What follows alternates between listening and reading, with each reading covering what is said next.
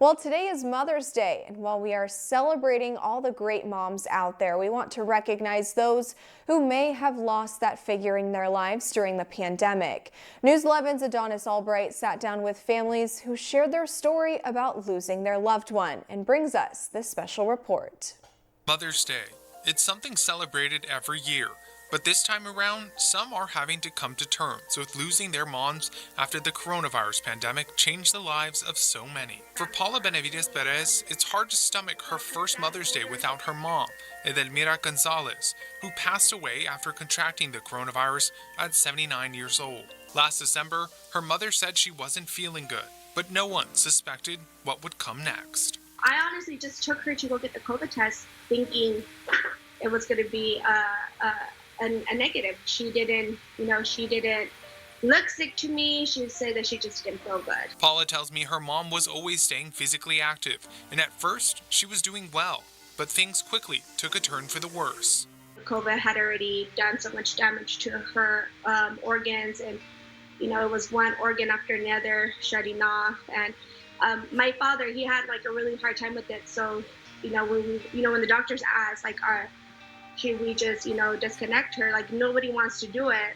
So we just said, well, just, whenever her time is, it's time for her to go, then she'll let us know. And she did. And she waited. I just kept saying, like, just not on my birthday, Mom, like, let's just wait a little bit. And she did. She gave me that. It's a heartbreaking story that many around the world share. Mariela Quinteros and her sister Clarissa lost both their parents to the coronavirus earlier this year, just months apart. We're a really close family. Me and my brother, my sister, my dad, and my mom. It was always just us and the kids. Life without them has been really hard and difficult. Their mother, Gabriela Quinteros, was 52, and their dad, Pablo, was 51. 3 days after her birthday, she passed away. We took my dad in a week later because he had COVID as well. And then my dad only made it about 2 days in the hospital before he had to be vented as well. And then he lasted about 14 days on the ventilator, and then he passed away. And during that time, my mom was on a ventilator as well, so my mom never had any recollection of my dad passing away. Mariela just graduated with her master's degree and knows her parents would be proud of her and her sister and how resilient they've been. Josefina Reyes tells me her mom, Maria Elena Garcia Zuniga, was a family-oriented person who always put others first. The last time that we got together was Mother's Day last year. Shortly after that, her dad contracted COVID, and it spread quickly. And then from there on, everybody else got sick. My mom ended up going into the hospital.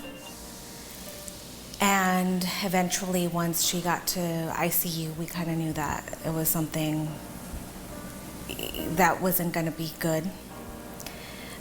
We all got cleared from the health department, and I was the last one to get cleared. I was the last one to get sick, and my mom passed away the following day.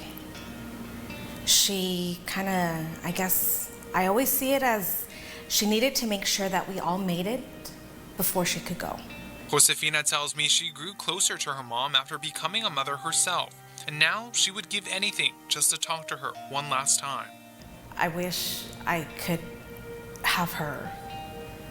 It's one more day. I wish I could pick up the phone and just call her, hear her voice. This Mother's Day, she's honoring her mom with one of her favorite things, a mariachi band. Jennifer Franco's mom, Teresa, lost her fight against COVID in June of last year. The ambulance finally came, and by the time the ambulance came, she was gone. One of her favorite things to do was dance with her now late husband. Now Jennifer wears this mask in honor of her mom, a reminder that she will carry on and get through these hard times. We miss her, and this Mother's Day is gonna really suck because I'm a mom, but at the same time, I want my mom, But we'll get through this. We're gonna spend the time at the cemetery. A question I asked each person who shared their story. What would you tell people who will be celebrating Mother's Day with their moms this year? Don't take life for granted. I mean, just get up and be thankful for everything that you have. Be there for her. Even if she is calling you for the dumbest thing or she forgets, and just be patient and loving and understanding, because you only get one. And after she's gone, there's no more. Appreciate the very small moments that you have with them.